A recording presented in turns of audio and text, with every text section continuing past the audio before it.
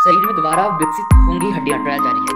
एक साल में रीजनरेटिव दवा बाजार में मिलेगी। शरीर में नई हड्डी बनने के बाद बाहर आ जाएंगे केमिकल। क्या आप सबको ये खबरें सुनकर आश्चर्यचकित हो रहे हैं? बिल्कुल नहीं होने की जरूरत है, क्योंकि दुनिया में जहाँ इतने ज़्यादा हाई टेक्नोलॉजीज आ गई हैं, वहाँ पे हमारे देश में कानपुर IIT ने रिसर्च करके एक नई टेक्निक बनाई है, जिसके तहत मतलब जो भी हड्डियाँ चकनाचूर हो जाती हैं, और हमारे देश में सर्वाधिक एक्सीडेंटल ऐसे केसेस सुनने या देखने को मिलते हैं हॉस्पिटल्स में, और डॉक्टर्स मजबूर हो जाते हैं ट्रांसप्लांट करने में या काटने में या उस पार्ट को हटाने में, और वो रीजनरेटिव नहीं हो सकती हड्डियाँ, बोन्स। तो इसके लिए एक नई टेक्निक बनाई गई है, IIT कानपुर ने बनाई है, कि हड्डी को अगर चकनाचूर भी हो सकती है तो इसमें ऐसे सब्सटेंसेस केमिकल्स यूज़ किए जाएंगे, जिससे थिकनेस और बोन्स को मतलब बॉन्डिंग बनाने में और जुड़ने में अत्यधिक मदद मिले, जिससे रीजनरेटिव बोन्स बन जाए, और फिर वो केमिकल हमारे शरीर से मतलब काम उसका हो जाएगा, तब वो शरीर के बाहर आ जाएगा, जिससे शरीर में किसी भी तरह की बीमारी या टॉक्सिक सब्सटेंसेस होने की उम्मीद नहीं रहेगी।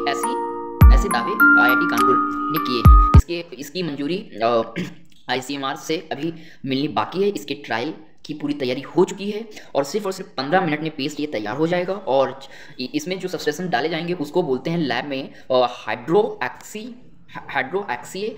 एपेटाइट और कैल्शियम हेमेहाइड्रेट के मिश्रण से पानी में मिलाने के बाद पेस्ट बनाया जाएगा, और इस पेस्ट को इंजेक्शंस के थ्रू उस पॉइंट में जिस जगह हड्डी फ्रैक्चर हुई है उस जगह डाला जाएगा। इसका नतीजा जो था वो बहुत ही हैरान करने वाला था। ये खास किस्म का पेस्ट है जो हड्डियों को ठीक करेगा। ऑस्टियो इंडक्टिव, ऑस्टियो प्रोमोटिव जैसे गुण हैं, जो पेस्ट के जैविक रूप से बेहद अनुकूल होने के कारण ये हड्डियों को ऑस्टियोब्लास्ट सेल से परस्पर किया करता है, और ऑस्टियोब्लास्ट सेल्स ये हड्डियों के बनने में महत्वपूर्ण भूमिका निभाती हैं, जिससे जो वहाँ के प्रोफेसर हैं अशोक कुमार जी ने वो ये दावा किया कि 15 मिनट के बाद ही ये माइक्रोस्पोरल जेल बिल्कुल सख्त हो जाएगा, जिसके तहत हड्डियाँ और जो फ्रैक्चर्स हुई हैं वो जुड़ जाएंगी, और इसका काम पूरा होने के बाद केमिकल बाहर भी आ जाएंगे। इससे शरीर में ऑक्सीजन, ब्लड सप्लाई, सर्कुलेशन में कोई फर्क नहीं पड़ेगा, और जो सेल्स टिश्यूज हमारे शरीर में बनते हैं उन पर भी कोई भी इसका प्रभाव नहीं पड़ेगा। शरीर को खुद ठीक करने की क्षमता में बेहद महत्वपूर्ण योगदान मिलेगा। इससे जुड़ों की समस्याओं से बेहद निजात मिलेगा, और ये हड्डियों को जोड़ने के लिए बहुत ही मददगार है। इसे बोलते हैं नैनो हाइड्रोक्सी एपेटाइट और कैल्शियम हेमेहाइड्रेट शरीर में